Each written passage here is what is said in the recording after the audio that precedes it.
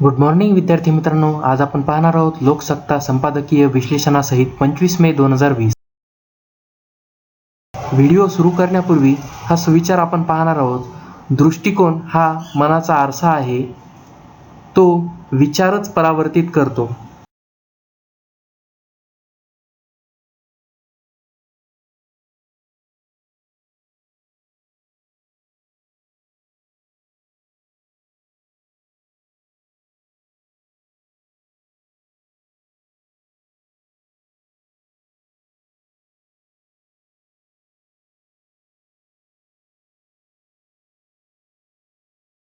एकंदरीत या व्हिडिओ लेक्चरमध्ये 2 महत्त्वपूर्ण लेख पाहणार आहोत. त्यापैकी पहिला लेख जो आहे या राज्यपालांना आवरा आणि दुसरा जो आहे अनुभवाचे बोल. जर आपल्याला यामध्ये काही शंका किंवा काही आपल्याला शब्दांचे अर्थ किंवा आपल्या काही सूचना असतील तर आम्हाला कमेंट करून नक्की. राष्ट्रपती व राज्यपाल यांच्यासाठी स्वातंत्र्य प्रशासकीय सेवा देण्याचा विचार घटनाकारांनी केलेला नाही. तशी मागणी महाराष्ट्राच्या राजभवनातून हल्ली झाल्याची दिसून येत आहे. वातावरणातील अतृप्त आत्मे शरीराच्या जिन्याने खाली येतात आणि आम्ही म्हणतो आम्ही आईबाप झालो, असे तत्वचिंतनात्मक विधान कुसुमाग्रजांच्या नटसम्राटात करतो. काही काळाने हे विधान देशातील राज्यपाल या संस्थेविषयी करावे लागेल की काय अशी परिस्थिती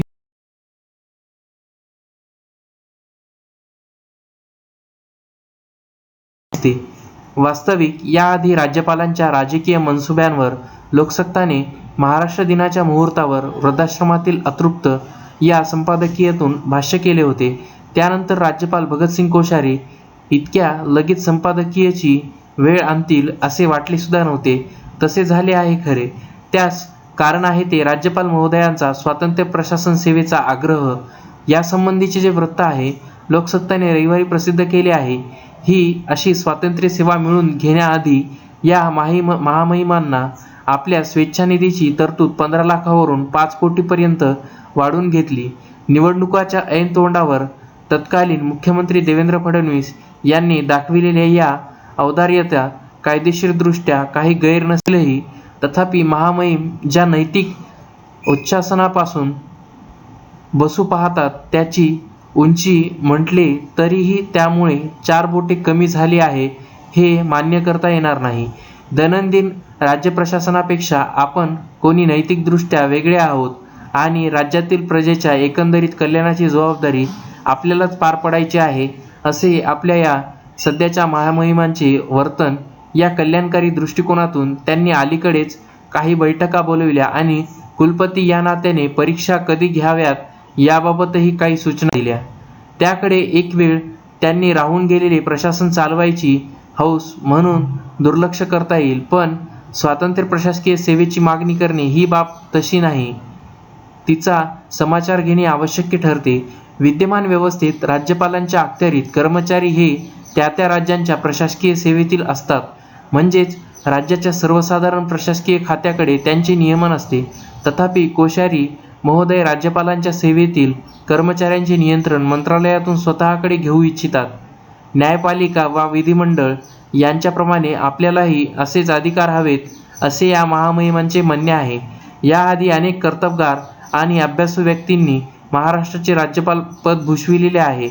त्यातील कोणालाही अशी मागणीची गरज कधी वाटल्याचा इतिहास नाही, परंतु या महामहिमांचे सगळे काही औरच दिसते. राज्यपाल हे घटनात्मक पद असल्याने त्यांच्या खर्चाचा हिशोब दिला जात नाही आणि स्वतःसाठी त्यांना काही खर्च करावा लागेल असेही नाही.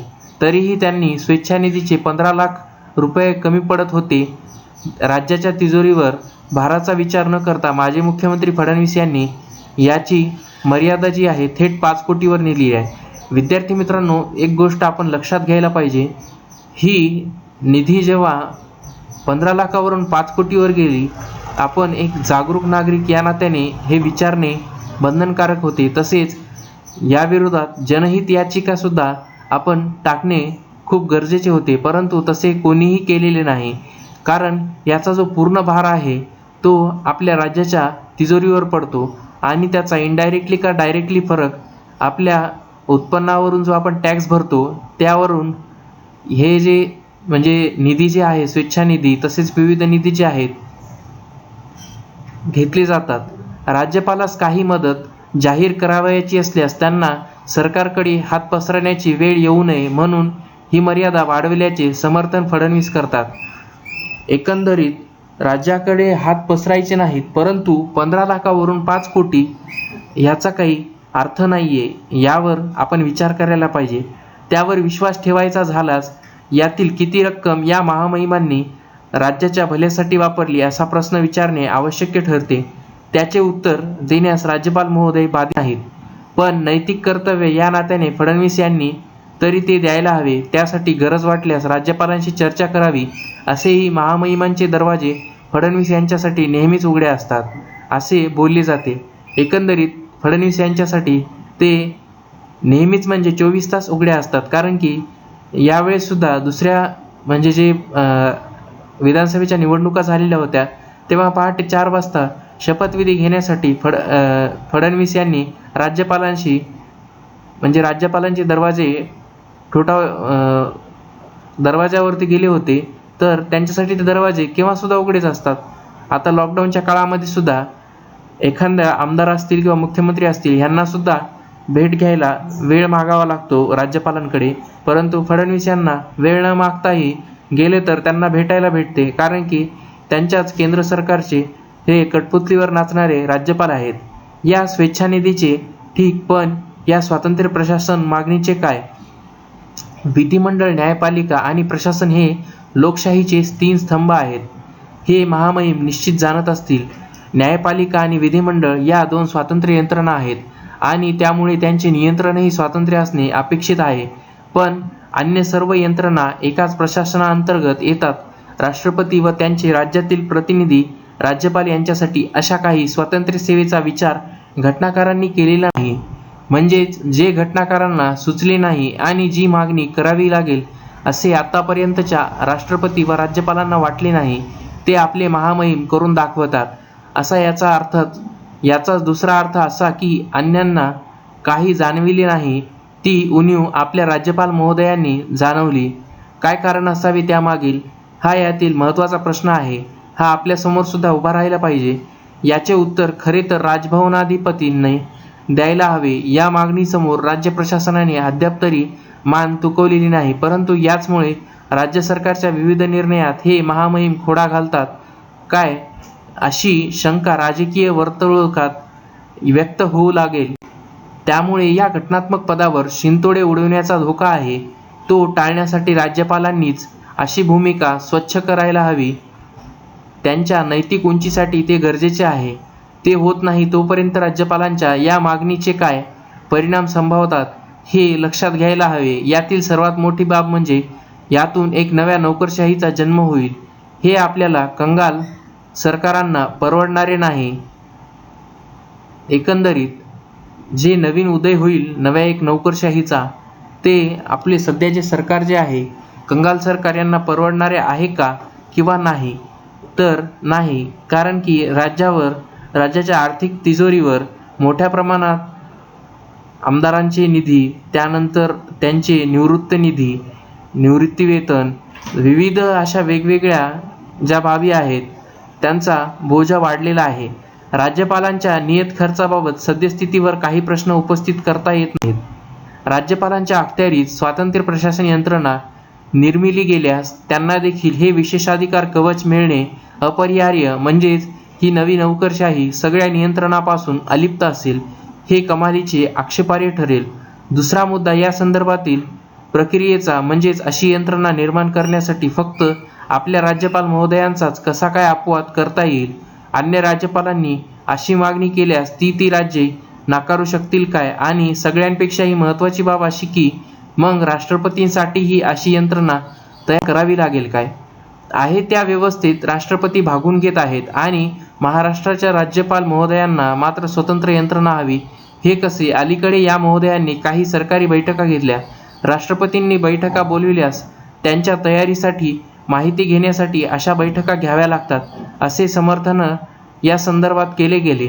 त्यावर प्रश्न असा की केंद्रीय मंत्रिमंडळातील कोणत्या खात्याचा आढावा घेण्याची हिंमत आपल्या राष्ट्रपतींनी कधी दाखविली? हा प्रश्न आपल्यासमोर उभा आहे. तसेच आपणासाठी स्वातंत्र्य प्रशासन यंत्रणा हवी अशी मागणी राष्ट्रपती रामनाथ कोविंद यांनी पंतप्रधान नरेंद्र मोदी यांच्याकडे कधी केली आहे काय, याचा तपशील देखील आपल्याला महामहिमांनी दिल्यास मराठी जणांचे घटनात्मक प्रबोधन होईल. एकंदरीत विद्यार्थी मित्रांनो, आपले राष्ट्रपतींविषयी असे बोलू नये, पण राष्ट्रपतींनी कधीही केंद्रीय मंत्रिमंडळाची किंवा या कोणत्या खात्याची आढावा बैठक घेण्याची हिंमत अद्यापपर्यंत दाखविलेली नाहीये. कारण राष्ट्रपती हे केवळ एका विशिष्ट व्यक्तीचे किंवा एका विशिष्ट पक्षाचे कठपुतलीसारखे नाचतात आणि त्यांचेच पूर्ण ऐकतात.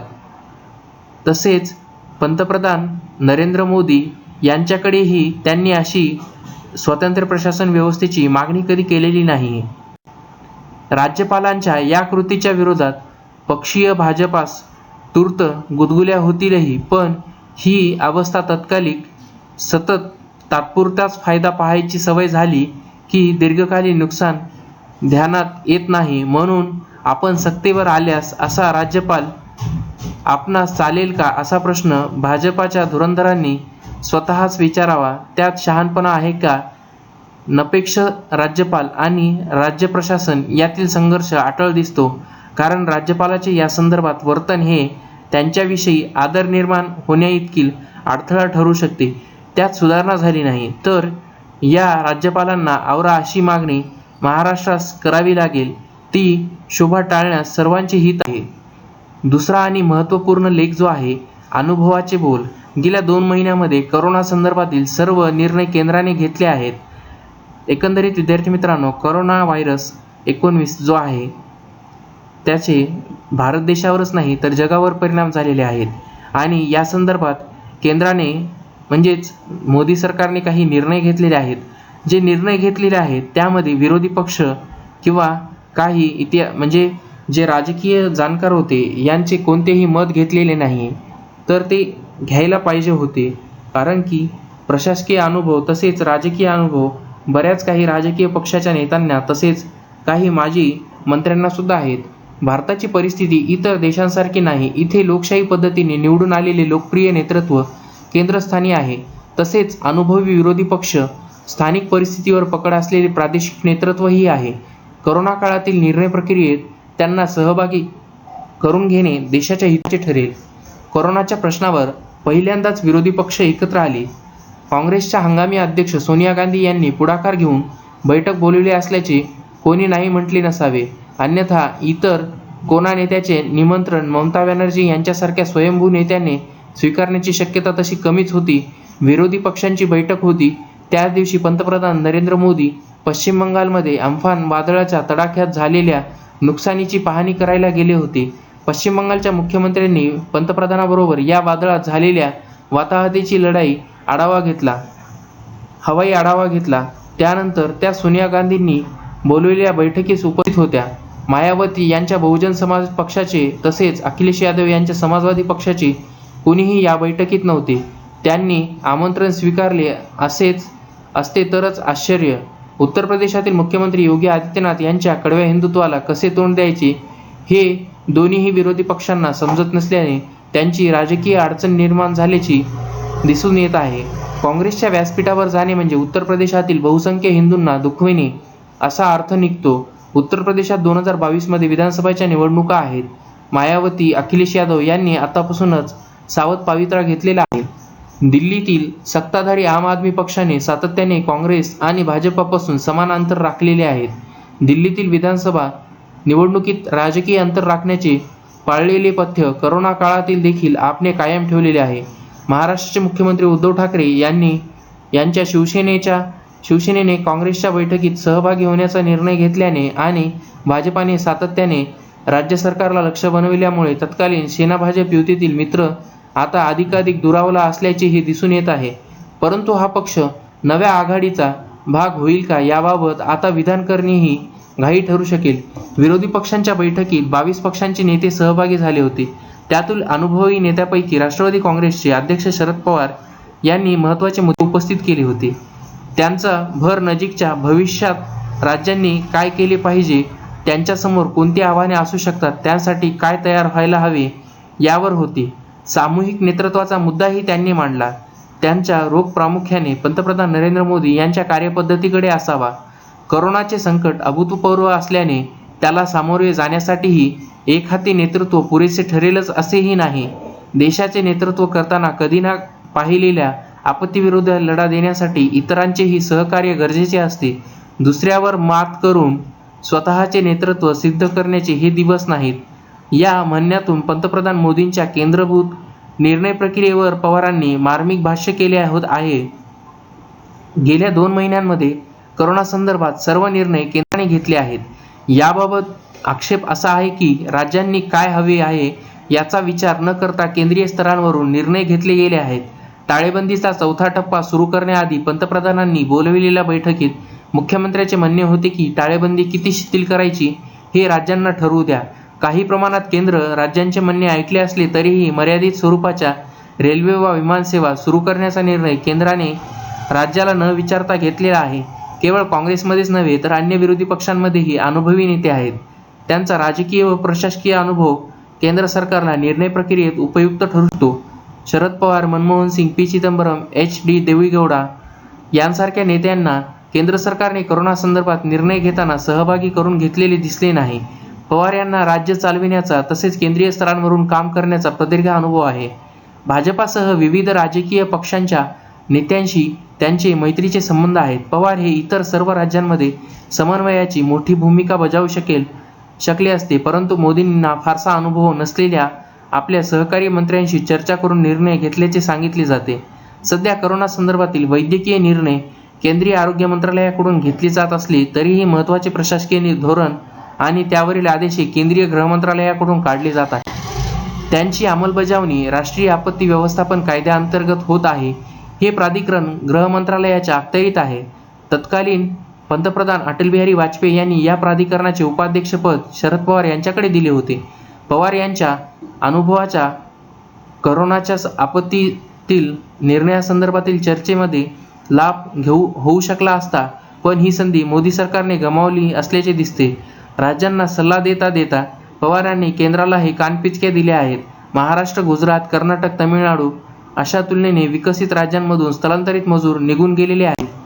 त्यांना मूळ गावी जाण्याची परवानगी दिल्यानंतर मग केंद्राने टाळेबंदी शिथिल करून उद्योग सुरू केले. मजुरांना घरी पाठवायचे होते तेव्हा त्यांना जाऊ दिले गेले नाही. आता मजुरांची उद्योगांना गरज आहे तर मजूर उपलब्ध नाहीत. अशा विचित्र परिस्थितीत ही राज्ये अडकली आहेत. केंद्र सरकारने रेल्वे गाड्यांमधून मजुरांना गावी पोहोचवले, पण आता त्यांना परत आणण्याची जबाबदारी केंद्राची नाही. त्या संदर्भात राज्यांनाच धोरण आखावे लागेल असे पवारांचे म्हणणे आहे की विकसित राज्यांना उद्योग चालवायचे असतील तर राज्याला महसूल मिळवून द्यायचा असेल तर मजुरांना परत आणलेच पाहिजे. ते कसे परत येतील याचा विचार आता राज्यांनी सुद्धा केला पाहिजे. केंद्र सरकार कधीतरी वस्तू व सेवा कराचा परतावा राज्यांना दिलेलाच नाही, देईलही, पण स्वतःच्या पायावर उभे राहण्याची राज्यांनीच पुढाकार घेतला पाहिजे. करोना पश्चात नवे औद्योगिक धोरण राबवावे लागणार आहे. त्यात गुंतवणुकीपासून अनेक मुद्द्यांचाही विचार करावा लागेल. पवारांचा हा सल्ला प्रामुख्याने महाराष्ट्रासाठी आहे. महाराष्ट्र हे उत्तर प्रदेश वा बिहारसारखे निव्वळ शेतीप्रधान राज्य नव्हे. राज्याचा विकास हा औद्योगिक प्रगतीतून झालेला आहे. करोनामुळे महाराष्ट्रासारख्या राज्याचे मोठे नुकसान झालेले आहे. त्यातूनच सावरण्याची आतापासूनच दूरगामी धोरण आखण्यावर भर दिला पाहिजे असे पवार सांगत आहेत. टाळेबंदीच्या पहिल्या 2 टप्प्यांमध्ये राज्यातील महाविकास आघाडीचे कौतुक झाले.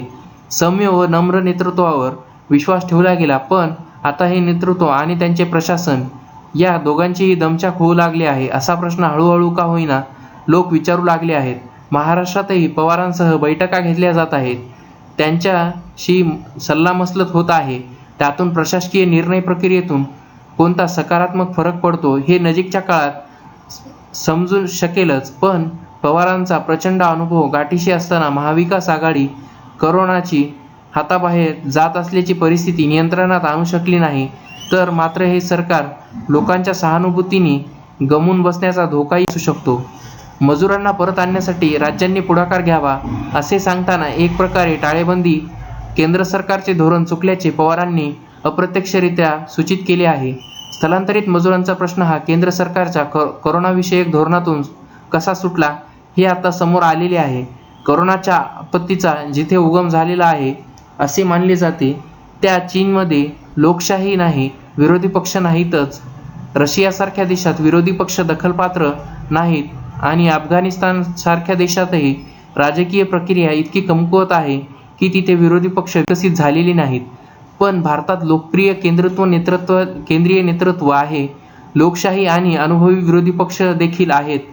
काँग्रेस व अन्य राजकीय पक्ष पूर्वी इतकेच प्रभावी ठरत नसले तरीही त्यांचे म्हणणे बिनमहत्त्वाचे ठरण्याइतके या पक्षाचे नेते क्षीण नाहीत.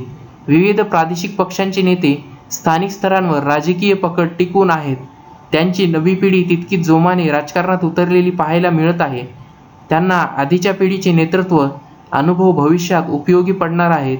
असे असताना सद्य परिस्थितीत या ज्येष्ठांचा सल्ला केंद्र व राज्य सरकारांना घेता येऊ शकतो, त्याचा लाभही घेऊ शकतो. पण अजून तरी केंद्रीय स्तराचे दिसते. असे संपादकीय तसेच स्पर्धा परीक्षांसाठी महत्त्वपूर्ण व्हिडिओ लेक्चर्स पाहण्यासाठी टार्गेट गव्हर्नमेंट जॉब या आपल्या यूट्यूब चॅनलला सबस्क्राईब करा. बाजूला दिलेल्या बेल आयकॉनला क्लिक करायला विसरू नका. व्हिडिओला लाईक, कमेंट, शेअर करा.